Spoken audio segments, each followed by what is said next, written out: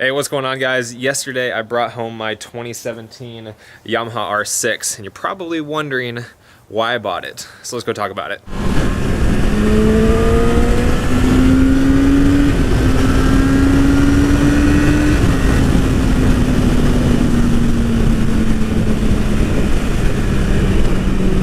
Alright guys, so here's another installment of my little series of why I got XX motorcycle. Since I got my 2009 R1, I've made a video for every bike that I've gotten. I made one for my R1, I made one for my WR250X, I made one for my CRF 450, and I made one for my Honda Ruckus. And now we are here with the 2017 Yamaha R6. Bought it brand new. I was in the first 500 to order these, so I got that fancy new quick shifter that they've got, which isn't anything special, but it's just the quick shifter that comes straight from Yamaha, which I know in my last video, or yesterday's video, you can check that in the description, I mentioned I didn't know if you could do MotoGP shift, which I have on my R1. I love that. And I'd like to switch this one to GP shift, but I wasn't sure if their quick shifter would work with GP shift, and sure enough, it does not. God, this spring, the motor on this, God, the transmission, it's just so freaking nice. And we're gonna get into it today, talking about all the questions that you guys have. I will probably do some sort of Q&A live stream on Instagram, so follow me on Instagram at Motonosity. That's linked in the description. But sometime later this week, I will definitely do a live stream so you guys can ask me any questions about the R6 or why I got it if it's somehow not answered in this video. But, and I know this video will probably end up being a little bit longer, so let's jump into it right away. But first, I want you guys to check out my impressions video of the R6 when it was first announced, and I explained everything about the differences between the new R6 and the old R6, all of my criticisms about the bike, so that will kind of give you an idea of where my head was at before. Now, all those criticisms that I had about the new R6 are still, they still apply. I still have those criticisms, but my conclusions are different, obviously, because now I have one of the new R6s. That is a chair in the middle of the road. Look at that Good Samaritan moving that chair. Someone wants some lawn furniture. So that video has a lot of my criticisms. Also, there's another video, why I got my R1. I'll link that as well, because that goes into a lot of why I got a leader bike, and a little bit of my thoughts on leader bikes versus 600s. Oh God, this, I tell you, like, the lightness of this motorcycle is just incredible. It feels so good, so smooth. Now that I've wasted a couple of minutes, let's get into why I got the new R6. So quick background. I had a 2009 R6. I had it for 4 months. It was my second motorcycle that I had, and it was stolen. After that bike was stolen, I got my 2009 R1, and the rest is history. But I loved the R6. I've always loved the R6. I think Yamaha has the best 600 class motorcycle, not including the Daytona 675. I've never ridden one, but I did want one back when I got my R1, but it was just a little bit out of my budget. I'm also just a little bit biased. I love the R6, and I love what Yamaha does with them, and anybody that's watched my videos over time knows this, but I have always wanted to get another R6, not to replace my R1, but as a second super sport. And I know that's a little bit weird. That's one of the questions that people had, you know, why would you get a 600 when you already have a 1000? And to answer that question, I think the only way that you can really understand why is if you've ridden both. See, the leader bike class and the 600 class are just not the same. And I know my video supporting leader bikes, one of the biggest criticisms from people who don't like leader bikes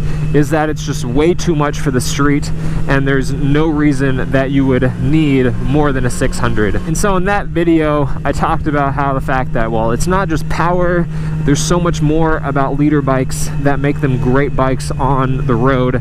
They're not as high revving, so when you're on the highway, you're not sitting at 7,000-8,000 revs. They're heavier, so they have a little bit more of a comfort factor, a little bit more of a solid feel in just standard highway cruising. You're not getting blown around by other cars and 18-wheelers and things like that. It's kind of like an M5 versus an M3. You know, why would you need more power than an M3 has? But the M5 just kind of feels more like a solid luxury sport vehicle, whereas the M3 has all that sportability, but it's just a little bit lighter and easier to throw around. That's kind of how these are. It's not a perfect comparison by any means, but we'll go with it. But the 600 is so much lighter. So yeah, there is a lot of advantage about having a heavier Super Sport, and I love having the R1. But for things like twisties, the R1 is a little bit of a beast to deal with. It's heavy, it really is, and there are leader bikes that are lighter. The new R1 is so much lighter. Obviously the Panigales are pretty light for a leader bike, and one of the most popular roads here in Austin is Lime Creek Road, and to be honest, I just don't enjoy riding it on my R1 because of how heavy it is. There's super tight turns, and it's just like a lot of work to throw it around. And when you want to go out and cruise and have a little fun, you don't want it to necessarily be a workout. And sometimes you do. You want to develop your abilities. And when I go to the track, obviously, like, I am exhausted after those. But when I go out and ride a lot of times, I just want it to be easy and enjoyable. And it's not necessarily always like that on a leader bike. And I wanted to have something that was easier to do those kinds of roads with, easier to ride twisties with. Like freaking this bike just dips into this so easily. I don't even have to try. It's just so light. So I always knew that I wanted to have another R6. I wanted to kind of get back on that bike that I fell in love with, my first Super Sport, and kind of use it in cases where I didn't want to go through the ordeal of dealing with a heavier bike. So another one of the things that I talked about in my impressions video for the new R6 was that they didn't really change a whole lot. The majority of it is just a cosmetic change. They redesigned the look of the bike while maintaining the same platform. And they did change some stuff. They used some lighter materials, I think, in the subframe and in the tank. But as a whole, they're using the same frame, they're using the same engine, the wheelbase is the same. There's so much that's just identical to the old R1. Another one of the criticisms is that they didn't use the new dash from the new R1. They used the one that they released on the R1 that I have, that released back in 2009. So I was just kind of disappointed that they didn't do more with it. But what I started to think about in the months after I made that video was why Yamaha would do that. What I came to kind of accept was that Yamaha already had a great bike in their R6. One of the most popular 600s that people buy, a great platform, didn't have any problems, it performed well. So one of the things that a lot of people would leave in the comments is, you know, if it ain't broke, don't fix it. I think I was really craving and hoping that they would do more with that bike, but they didn't need to. They had a great platform, and they took that platform and made it a little bit better. You know, they improved the suspension by using R1 forks and a new rear shock. They have a bigger brake rotor in the front, a new updated dash, albeit not as updated as I would like it to be. So no, they didn't improve power output. They didn't drastically redesign the frame or the structure of the bike. They didn't put a new motor in, but they didn't need to. They already had a great platform, and they simply made it better. They lowered the center of gravity by decreasing the weight of the tank. They increased the feel of the bike by upgrading the suspension. They added ABS and traction control, increased the stopping power, and gave the bike an incredibly nice refreshed look. It really is a great bike that brings the R6 into the modern day. And once I came to realize that, I knew I wanted to get the R6. Like I said, I always wanted to get another R6. When I came to think of it, like, I loved the R6 before, and if they took that R6 and gave it a lot of improvements in areas that it actually needed it, you know, how could I be unhappy with that? So we're making progress, covering a lot of stuff for why I got this bike. Let's go on to another point. I haven't gotten a new sport bike in 4 years. I bought my R1 in June of 2013. It is now late April of of 2017. Now, I love my R1 so much, but I haven't gotten to experience another sport bike. But a lot of people were expecting me to get the new R1. And I know a lot of people who watch me regularly will know why I didn't get a new R1. And that's because I've always said I'm not going to get the new R1 until they do the mid-cycle refresh.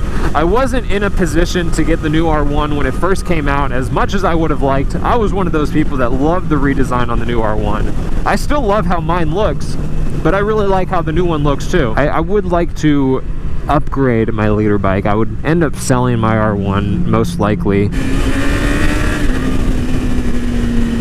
It's got a crap ton of, like, it's not, they're no slouch, you know, to the people that say, you know, you don't need more power than a 600 on the streets. No, you don't.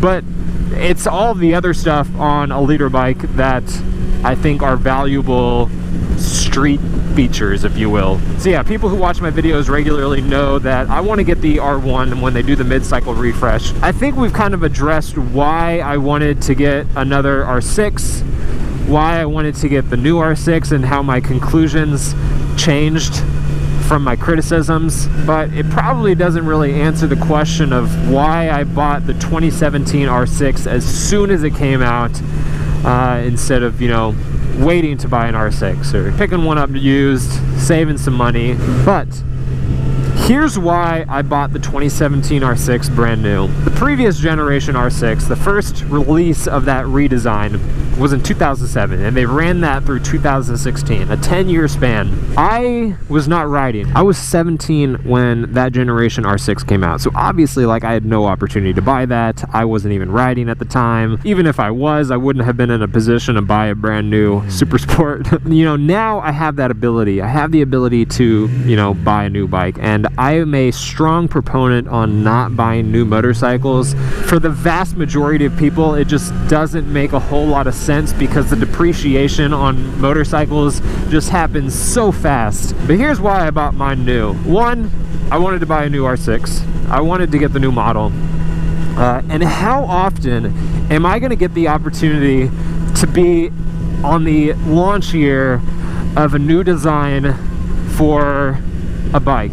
Specifically the R6. Like, I would have to wait another presumably 10 years to get the launch edition of a redesign. I'm 27 now. I would have to wait until I was 37 years old to get another R6 in its launch year. I would not be the young whippersnapper I am now at 37. So for me, that was one of the big factors. I wanted to be able to get this model in a launch year and kind of experience that development of mods and aftermarket parts and just experiencing something new before a whole lot of people were able to obtain that design. You know, I had a great opportunity.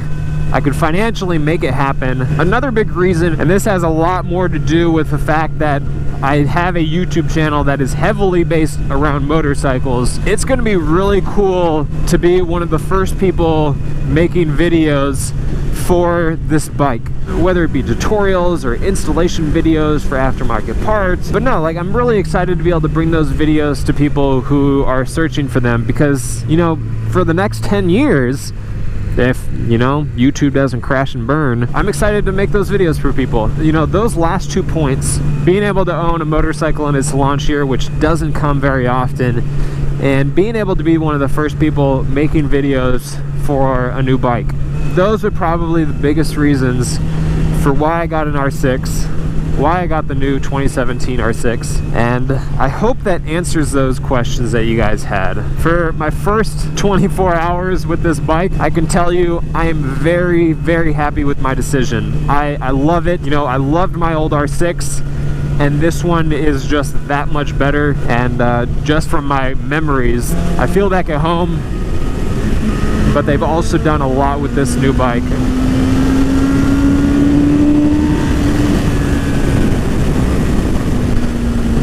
And I'm really excited to bring these videos to you guys. If there's any more questions that you guys have, leave them in the comments. Again, I'm going to be doing a live stream on Instagram sometime this week. I'd like to do a lot more live streams on Instagram, so make sure you follow me. I post some pretty good pictures, I think. I hope that helped anyone that was watching the video. I know this is probably incredibly long. Thanks for sticking around if you made it this far in the video. Hit that like button, guys. It really helps me out on the videos. Lets me know what you guys enjoy.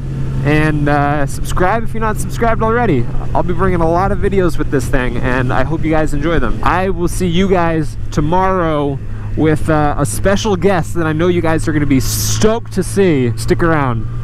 Y'all have a good one. Later.